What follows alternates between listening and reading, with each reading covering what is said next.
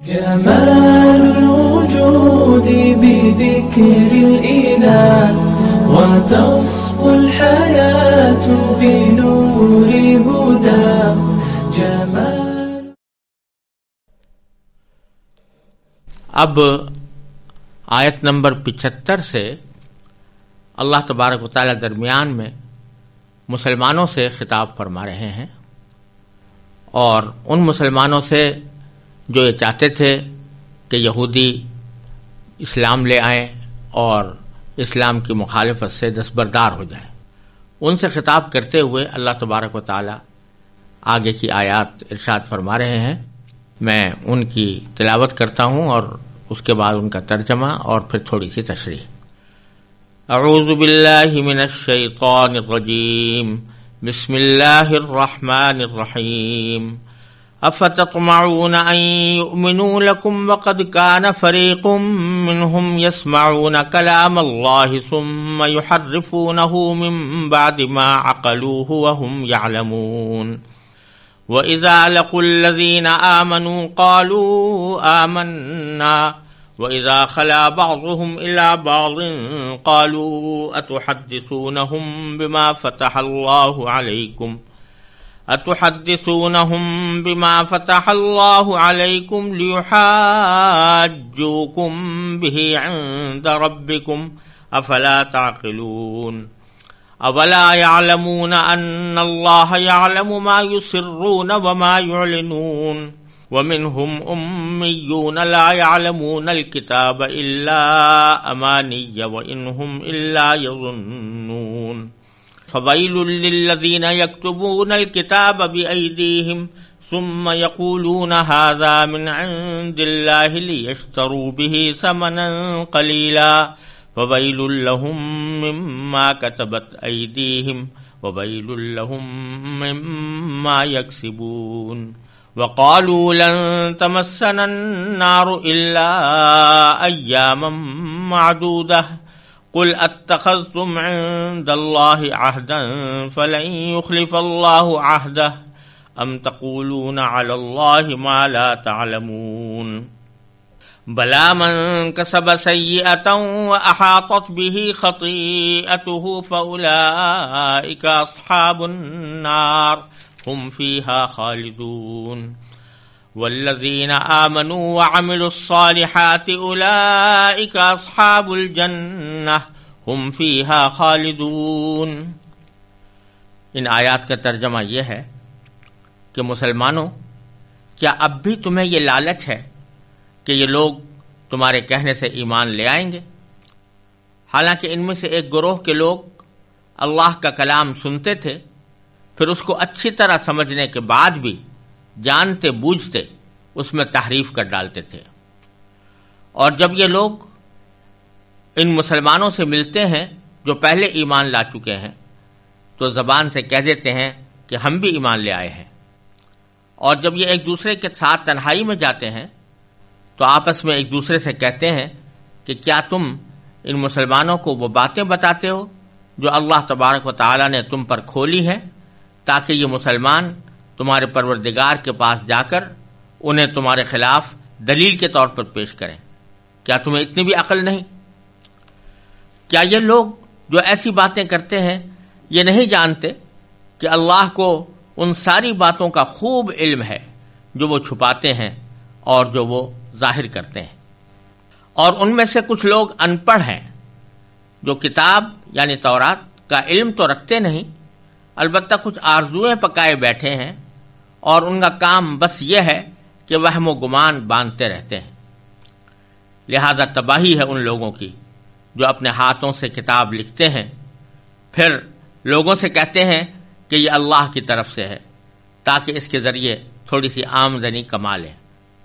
پس تباہی ہے ان لوگوں پر اس تحریر کی وجہ سے بھی جو ان کے ہاتھوں نے لکھی، اور تباہی ہے ان پر اس آمدنی کی وجہ سے بھی جو وہ کماتے ہیں. اور یہودیوں نے کہا ہے کہ ہمیں گنتی کے چند دنوں کے علاوہ آگ ہرگز نہیں چھوئے گی. آپ ان سے کہیے کہ کیا تم نے اللہ کی طرف سے کوئی عہد لے رکھا ہے جس کی بنا پر وہ اپنے عہد کی خلاف ورزی نہیں کر سکتا، یا تم اللہ کے ذمے وہ بات لگا رہے ہو جس کا تمہیں کچھ پتہ نہیں۔ آگ تمہیں کیوں نہیں چھوئے گی؟ جو لوگ بھی بدی کماتے ہیں اور ان کی بدی انہیں گھیر لیتی ہے تو ایسے ہی لوگ دوزخ کے باسی ہیں، وہ ہمیشہ اس میں رہیں گے۔ اور جو لوگ ایمان لاتے ہیں اور نیک عمل کرتے ہیں تو وہ جنت کے باسی ہیں، وہ ہمیشہ اس میں رہیں گے۔ ان آیات کریمہ میں بنی اسرائیل کی نافرمانیوں اور بدعملیوں کا ذکر کرنے کے درمیان مسلمانوں سے خطاب کیا گیا ہے، کیونکہ مسلمان جب یہودیوں کو دیکھتے تھے اور ان کی سرکشیوں کا اپنی آنکھوں سے نظارہ کرتے تھے تو ان کے دل میں یہ تڑپ پیدا ہوتی تھی کہ یہ لوگ کسی طرح اسلام لے آئیں۔ اسی طرح بعض حضرات مسلمانوں میں سے ایسے تھے کہ جو ان کے ظاہری محبت کے مظاہروں سے بعض اوقات فریب کھانے لگے، یعنی جب کبھی بعض یہودی آ کر گول مول الفاظ میں اس بات کا اظہار کرتے تھے کہ ہم بھی ایمان لائے ہوئے ہیں، تو مسلمانوں کے دل میں یہ لالچ پیدا ہو جاتا تھا، یہ خیال پیدا ہو جاتا تھا کہ شاید یہ لوگ سچے ہوں اور ایمان لے آئیں۔ تو اللہ تبارک و تعالی یہاں ان آیات میں مسلمانوں کو متنبہ کرنا چاہتے ہیں کہ ایک تو تم لوگوں کو ان کے ایمان لانے پر اتنا زیادہ افسوس نہ کرنا چاہیے کیونکہ ان کی سرشت ایسی ہے، اور دوسری طرف ان کے ظاہری الفاظ سے دھوکہ نہیں کھانا چاہیے، اور یہ نہ سمجھنا چاہیے کہ ان کے ظاہری الفاظ میں جو معنی ہے وہی ان کو مراد بھی ہیں، در حقیقت یہ کہتے کچھ ہیں اور اندر سینوں میں ان کے کچھ اور بات ہوتی ہے، لہذا ان سے ہوشیار رہنے کی ضرورت ہے۔ اس سیاق میں یہ آیات کریمہ نازل ہوئی ہیں اور ان میں یہودیوں کے دو قسم کے گروہوں کا ذکر کیا گیا ہے۔ ایک تو یہودیوں میں وہ لوگ تھے جو تورات کے عالم تھے، جن کے پاس تورات کا علم تھا اور وہ تورات کو اچھی طرح پڑھے ہوئے بھی تھے اور اس کے معنی کو بھی سمجھتے تھے۔ وہ لوگ تو ایسے تھے کہ جانتے بوجھتے تورات اللہ تبارک و تعالیٰ کی نازل کی ہوئی کتاب میں جانتے بوجھتے تحریف کرتے تھے، یعنی اس کو بگاڑ کر لوگوں کے سامنے پیش کرتے تھے۔ اور دوسرے گروہ کا جو ذکر فرمایا گیا ہے یہ عام لوگ تھے، تورات کا علم ان کے پاس نہیں تھا، وہ براہ راست تورات سے استفادہ بھی نہیں کر سکتے تھے، لیکن اپنے علماء سے جو باتیں انہوں نے سن رکھی تھیں اس کی بنیاد پر انہوں نے اپنی تمنائیں اور آرزوئیں باندھی ہوئی تھیں کہ ہمیں اللہ تبارک و تعالی آخرت میں جنت عطا فرمائیں گے اور ہمیں آگ یا تو چھوئے گی ہی نہیں، یا اگر چھوئے گی تو چند دنوں کے لیے چھوئے گی اور اس کے بعد پھر ہمیں ہمیشہ جنت میں رہنا ہوگا۔ تو اس سیاق میں اللہ تبارک و تعالی فرما رہے ہیں مسلمانوں سے کہ افتطمعون ان یؤمنوا لکم، مسلمانوں کیا اب بھی تمہیں یہ لالچ ہے کہ یہ لوگ تمہارے کہنے سے ایمان لے آئیں گے؟ وقد کان فریق منہم یسمعون کلام اللہ، حالانکہ ان میں سے ایک گروہ کے لوگ اللہ کا کلام سنتے تھے، ثم یحرفونہ، پھر اس میں اچھی طرح سمجھنے کے بعد اس میں تحریف کرتے تھے، من بعد ما عقلوہ، بعد اس کے کہ وہ اس کو سمجھ چکے تھے، وہم یعلمون، اور یہ تحریف کا ارتکاب وہ جان بوجھ کر کرتے تھے۔ یعنی فرمایا جا رہا ہے کہ اللہ تبارک و تعالیٰ تمہیں بتانا چاہتے ہیں کہ یہ لوگ ایسے ہیں کہ ایسا نہیں ہے کہ کسی نادانی کی وجہ سے گمراہی میں پڑ گئے ہوں، جہالت کی وجہ سے گمراہی میں پڑ گئے ہوں، بلکہ یہ خوب اچھی طرح جانتے ہیں کہ ان کی تورات میں کیا لکھا ہوا تھا اور اس میں کس طرح اللہ تبارک و تعالیٰ نے نبی کریم سرور دو عالم صلی اللہ علیہ وسلم کی تشریف آوری کے بارے میں ان کو صاف علامتیں بتائی ہوئی تھیں، وہ اس کو اچھی طرح سمجھتے بھی تھے، لیکن جان بوجھ کر تورات میں تحریف کرتے تھے۔ تحریف کے معنی یہ ہے کہ اس کو بگاڑتے تھے، اور بگاڑنے کی دو صورتیں ہوتی ہیں، ایک تو یہ کہ وہ الفاظ ہی میں تبدیلی کر دیں، جو تورات کے اندر اللہ تعالیٰ نے الفاظ نازل کیے تھے ان کو بدل دیں، اور دوسرے معنی تعریف کے یہ ہوتے ہیں کہ الفاظ تو اگرچہ وہی برقرار رہیں لیکن اس کی تعویل ایسی کریں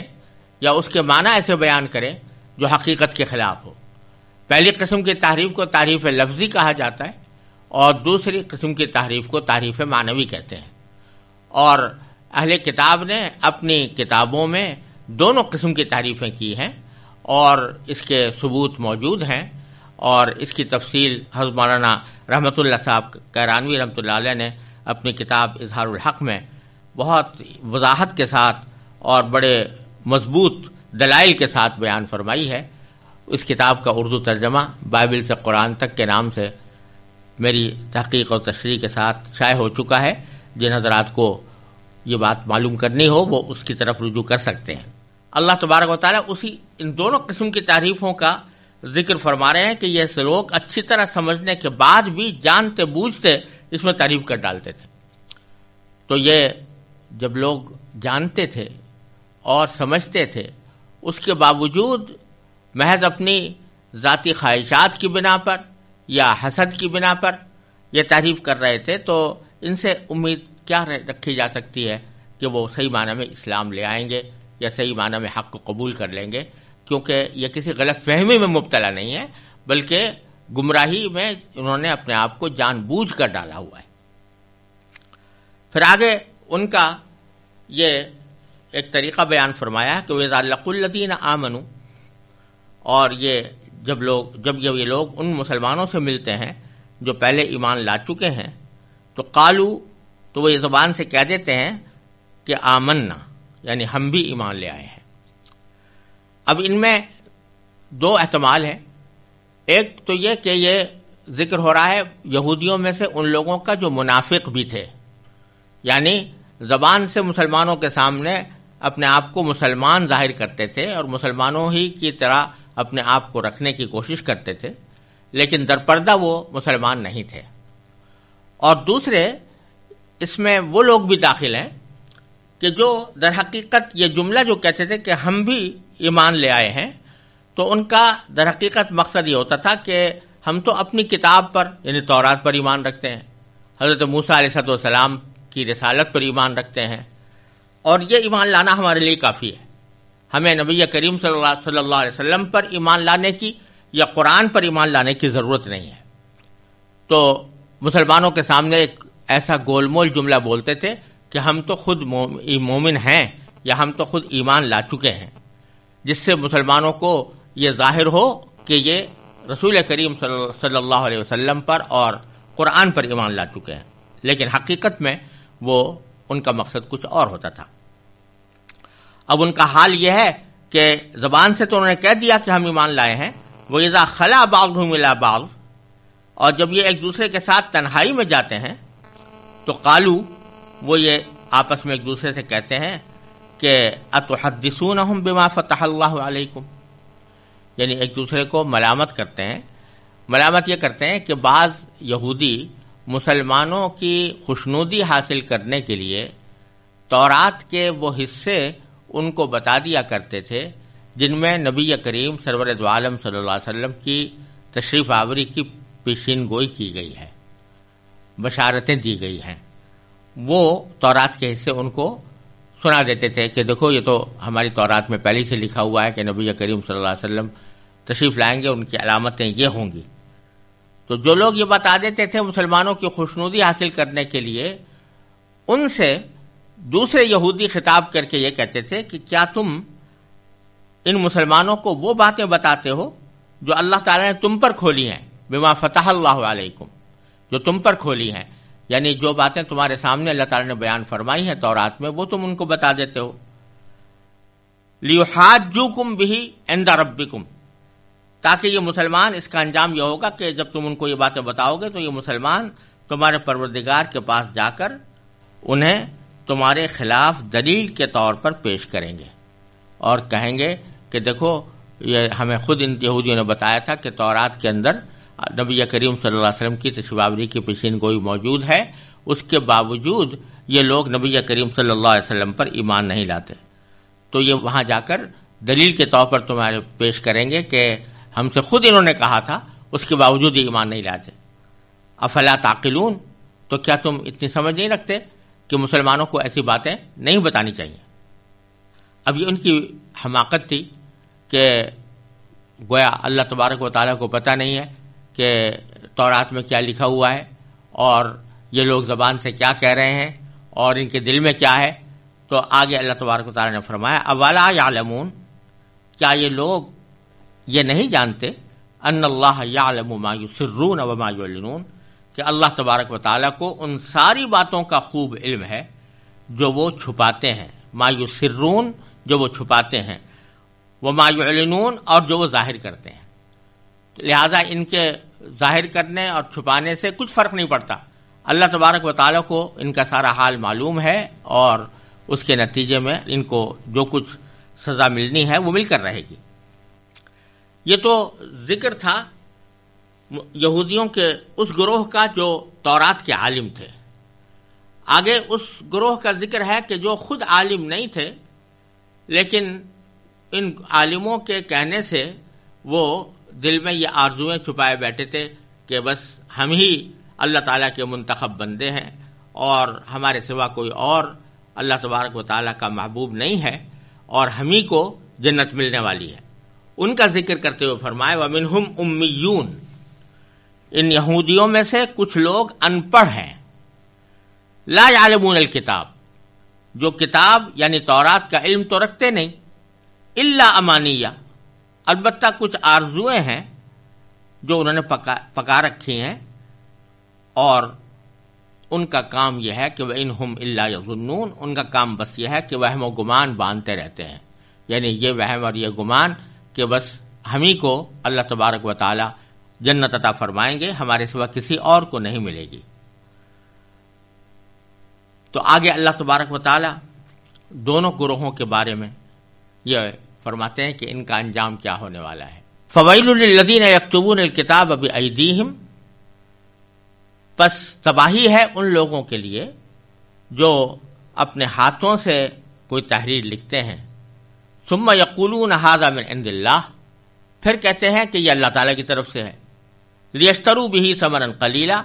تاکہ اس کے ذریعے تھوڑی سی آمدنی کما لیں. یہ ذکر ان یہودیوں کا ہے کہ جو عالم تھے اور لوگوں کو گمراہ کرنے کے لیے خود کتاب میں یعنی تورات میں اپنے ہاتھ سے تبدیلیاں کرتے تھے، اپنے ہاتھ سے لکھ کر کوئی جملہ بڑھا دیا اور کہا کہ یہ اللہ تعالیٰ کی طرف سے ہے. اس میں یہ بات اس بات کی صراحت ہے کہ تورات میں یہ لوگ صرف معنوی تحریف ہی نہیں کرتے تھے بلکہ لفظی تحریف بھی کرتے تھے، اپنی طرف سے جملے بنا کر ان کو تورات کی طرف منسوب کر دیا کرتے تھے. تو ان کے لیے فرمایا کہ ان کے لیے تباہی ہے. تباہی کے لیے لفظ استعمال ہوا ہے فویلن، ویلن، ویل کے معنی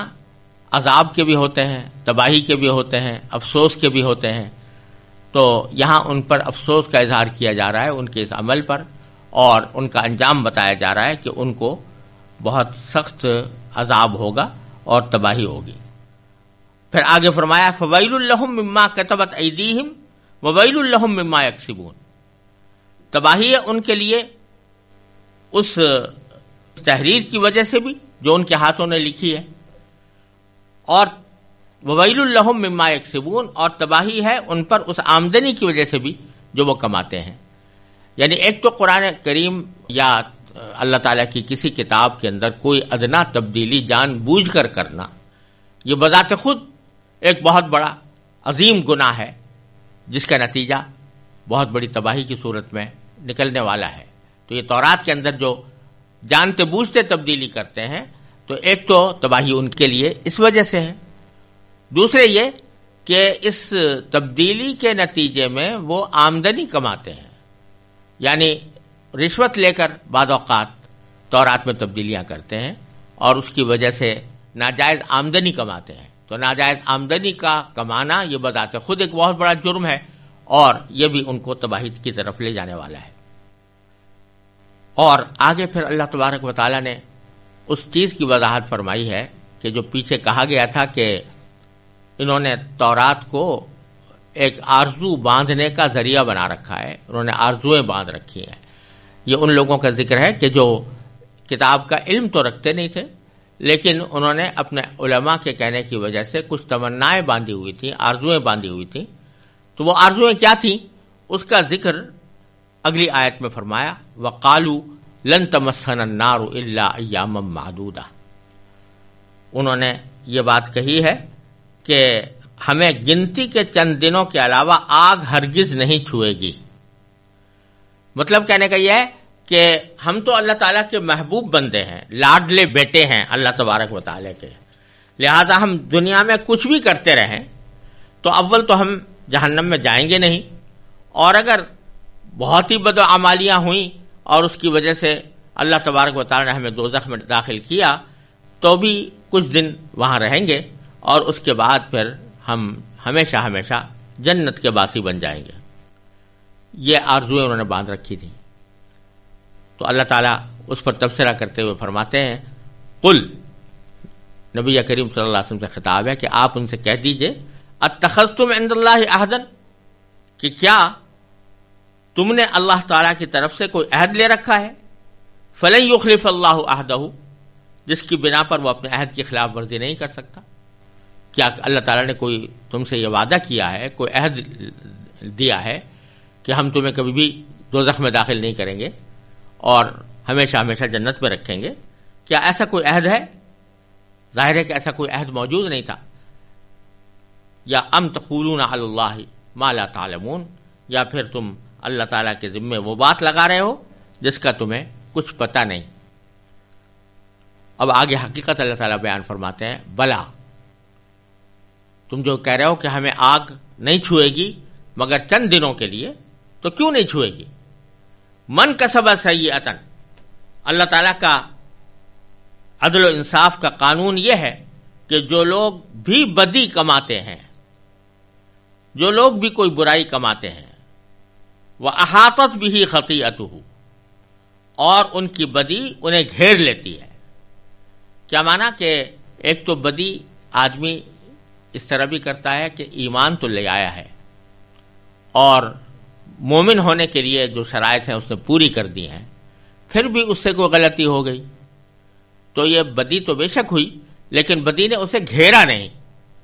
لیکن ایک صورت یہ ہے کہ آدمی اللہ تعالیٰ کے اوپر یا اللہ تعالیٰ کی کتاب پر یا اللہ تعالیٰ کے رسولوں پر یا ضروری معتقدات پر ایمان نہ لائے اور اس سے انکار کرے، کفر کا راستہ اختیار کرے،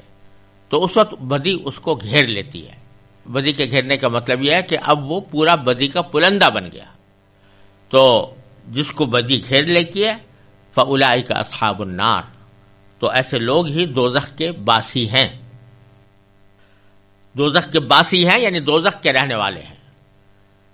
ہم فیہا خالدون، وہ اس دوزخ میں ہمیشہ ہمیشہ رہیں گے۔ اور دوسری طرف والذین آمنوا وعملوا الصالحات، جو لوگ ایمان لاتے ہیں اور نیک عمل کرتے ہیں، اولئک اصحاب الجنہ، تو وہ جنت کے باسی ہیں، ہم فیہا خالدون، وہ ہمیشہ اس جنت میں رہیں گے۔ تو بتلایا یہ کہ ایسا نہیں ہے کہ اللہ تبارک و تعالیٰ نے کسی خاص نسل کو یا کسی خاص قوم کے لوگوں کو منتخب کر لیا ہو کہ بس یہ ہمارے چہیتے ہیں، ہمارے لاڈلے ہیں، اور یہ دنیا میں جو کچھ بھی کرتے رہیں، ایمان لائیں یا نہ لائیں، اچھے عمل کریں یا نہ کریں، گناہوں کا ارتکاب کریں، نافرمانیاں کریں، پھر بھی چونکہ ہمارے چہیتے اور لاڈلے بیٹے ہیں اس واسطے ہم ان کو ضرور جنت میں داخل کریں گے۔ یہ محض ایک گمان ہے، محض ایک آرزو ہے، حقیقت سے اس کا کوئی تعلق نہیں۔ اللہ تعالیٰ کا قانون یہ ہے کہ آدمی کسی بھی رنگ و نسل سے تعلق رکھتا ہو، کسی قوم سے تعلق رکھتا ہو، اصل دار و مدار اس کے عقیدے اور اس کے عمل کا ہے۔ اگر اس کا عقیدہ درست ہے اور عمل صحیح ہے تو وہ انشاءاللہ جنت میں جائے گا، اور اگر اس کے عقیدے میں خرابی ہے اور وہ ایمان کے تقاضوں کو پورا نہیں کرتا تو وہ جہنمی اور دوزخی ہے۔ اور اگر کوئی شخص ایمان تو لے آیا ہے اور پھر کسی بدی کا ارتکاب کرتا ہے تو اس بدی کے ارتکاب کی حد تک اس کو سزا ملے گی، لیکن وہ ہمیشہ جہنم میں نہیں رہے گا۔ یہ اللہ تعالیٰ کا قانون ہے، اور اسی قانون کا اللہ تعالیٰ نے ان آیات میں ذکر فرمایا ہے۔